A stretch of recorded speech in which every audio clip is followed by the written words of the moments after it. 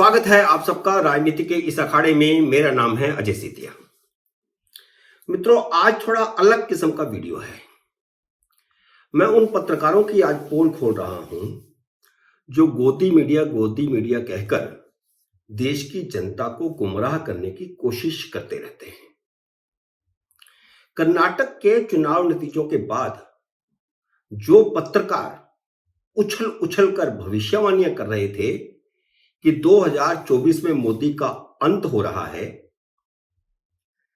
मैं ऐसे पत्रकारों को जानता हूं जो गोदी मीडिया का शोर मचाते हैं, जबकि वे खुद सारी उम्र कांग्रेसियों और कम्युनिस्टों की गोदी में बैठे रहे हैं, आज भी बैठे हैं। लेकिन जब 3 राज्यों के चुनाव नतीजे आ गए तो अब वे कहीं दिखाई नहीं दे रहे। जिस दिन रिजल्ट आ रहा था उस दिन भी टीवी चैनलों पर हमसे पूछ रहे थे कि ऐसा कैसे हुआ, और जिस दिन रिजल्ट आ रहा था उस दिन सबके ही हाथों के तोते उड़े हुए थे। जो छत्तीसगढ़ मध्य प्रदेश में कांग्रेस के जीतने की भविष्यवाणी कर रहे थे, हर रोज मोदी और अमित शाह को गाली देने वाले ये सो कॉल्ड बुद्धिजीवी पत्रकार 370 हटाने को भी असंवैधानिक बता रहे थे, सीएए को भी असंवैधानिक बता रहे थे, बिना किसी प्रूफ के लद्दाख में चीन के घुस आने का झूठ फैला रहे थे, चुनावों में महंगाई जीडीपी के ना जाने कितने झूठ फैला रहे थे। वे समझते थे कि वोटर मूर्ख है और उनकी बातों में आकर कांग्रेस को जिता देगा। वे अपने यूट्यूब चैनल तो चलाते ही हैं, उनमें से कुछ टीवी डिबेट पर भी आते थे और अपनी वही झूठी कहानियां सुनाते रहते थे। इनमें से कोई भारतीय जनता पार्टी के जीतने की भविष्यवाणी नहीं कर सका, करना ही नहीं चाहता था, कोई मतलब भी नहीं था, जमीनी हकीकत के बारे में उनको पता ही नहीं होता। वे अब छत्तीसगढ़ में एक आदिवासी को मुख्यमंत्री बनाने, मध्य प्रदेश में ओबीसी को मुख्यमंत्री बनाने और राजस्थान में ब्राह्मण को मुख्यमंत्री बनाने पर भी रो पीट रहे हैं कि ऐसे तो भारतीय जनता पार्टी सब जातियों के वोट खा जाएगी। ये उनकी परेशानी है। अब वे कह रहे हैं कि जातिवाद फैला रहे हैं मोदी, जातियों के मुख्यमंत्री बना करके मोदी जातिवाद फैला रहे हैं।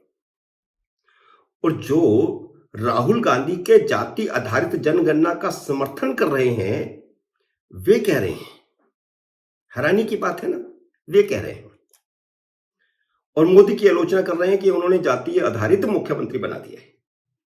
जो पत्रकारिता के नाम पर राजनीति करते हैं उन्हें ना तो पत्रकारिता करनी आती है, न राजनीति का क्या पता है। एक पत्रकार है आशुतोष, मैं उनका नाम इसलिए ले रहा हूं क्योंकि उन्होंने इन चुनावों में बड़ी ऊंची ऊंची भविष्यवाणियां की थी। उनको अपनी लोकप्रियता का पहले भ्रम हो गया था, इसलिए वह इस्तीफा देकर के आम आदमी पार्टी में शामिल हो गए। पहले पर्दे के पीछे से आम आदमी पार्टी के लिए काम कर रहे थे, कांग्रेस के लिए काम कर रहे थे, और फिर आम आदमी पार्टी में शामिल ही हो गए और लोकसभा का चुनाव लड़ लिया। और जमानत जब्त बड़ी मुश्किल से बची है या नहीं बची, ऐसे ही भ्रम हो जाता है।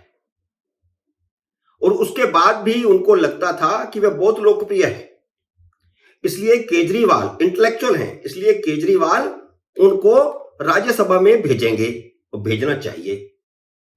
लेकिन जब केजरीवाल ने कुछ नहीं किया तो पत्रकारिता छोड़ दी, तो राजनीति छोड़ के दोबारा पत्रकारिता में आ गए। तो उनको कैसे कोई पत्रकार मान सकता है? केजरीवाल की भक्ति में एक दिन वह भारतीय जनता पार्टी के दफ्तर में प्रदर्शन करने पहुंच गए थे और आम आदमी पार्टी के कार्यकर्ताओं को उकसा रहे थे कि दीवार फांद करके भाजपा के दफ्तर में घुसो, और वह खुद भी दरवाजे पर चढ़ने की कोशिश कर रहे थे, जिस पर लाठीचार्ज हुआ। ऐसा व्यक्ति निष्पक्ष पत्रकार कैसे हो सकता है? आप राजनीति की दलदल में घुस चुके हो, अपनी विचारधारा का प्रकटीकरण कर चुके हो और उसके बाद आप आकर के फिर से पत्रकारिता करने लगते हो। ये वही आशुतोष हैं जिन्हें मेरी आंखों के सामने काशीराम ने थप्पड़ मारकर दौड़ाया था, क्योंकि वह काशीराम के घर में घुसने की कोशिश कर रहे थे और जबरदस्ती उनके मुंह में माइक डाल रहे थे, जबकि वह कोई बयान देना नहीं चाहते थे। एक बार रोहित सरदाना ने, जो इस दुनिया में इस समय नहीं है, भगवान उनकी आत्मा को शांति दे, उन्होंने उसी आज तक चैनल पर आशुतोष को धोया था, जहां से आशुतोष ने पत्रकारिता शुरू की थी, और डिबेट में उनको पूरी तरह धो दिया था। सरदाना ने उनसे कहा था कि आप टीवी चैनल के संपादक की कुर्सी पर बैठकर एक पार्टी का चुनाव प्रचार करते थे। अब इससे ज्यादा खरी बात और कौन कर सकता है। ऐसे ही एक रवीश कुमार भी हैं, जो दिन रात मोदी शाह जपते रहते हैं।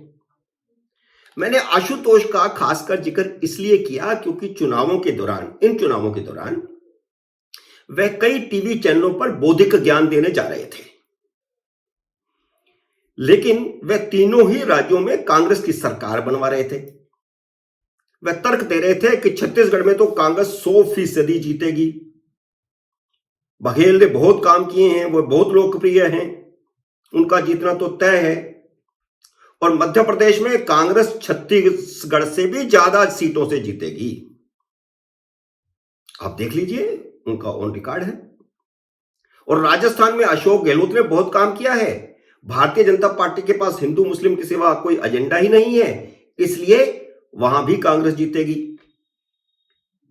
लेकिन जिस दिन चुनाव नतीजे आए, उस दिन वरिष्ठ पत्रकार राजगोपाल ने उन्हें ऐसा धोया कि वह डिबेट छोड़कर भागने लगे थे। डिबेट टाइम्स नाउ पर हो रही थी।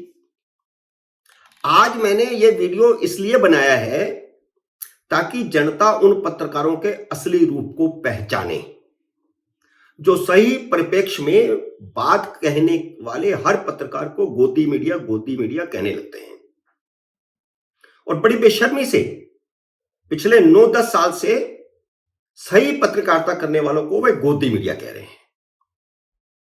और पिछले 30-40 साल से ये सब लोग किस तरह की पत्रकारिता करते रहे हैं, यह उनका रूप सामने आ रहा है।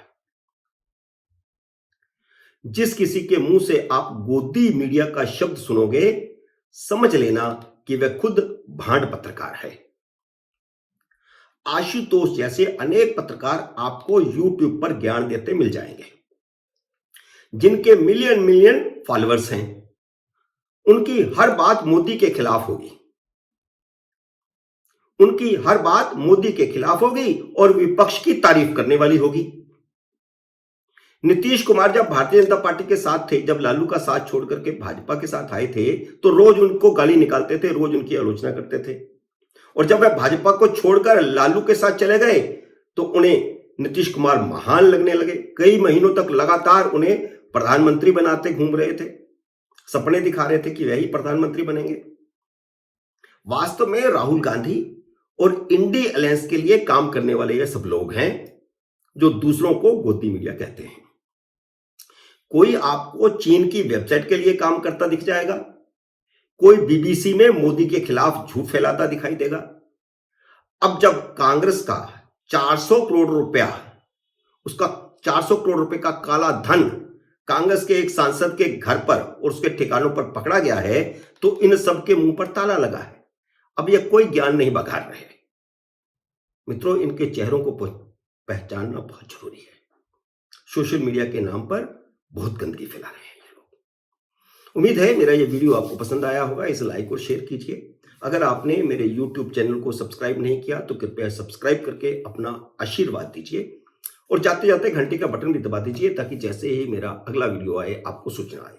जल्द ही मिलते हैं अगले वीडियो में किसी नए विषय के साथ। तब तक नमस्कार।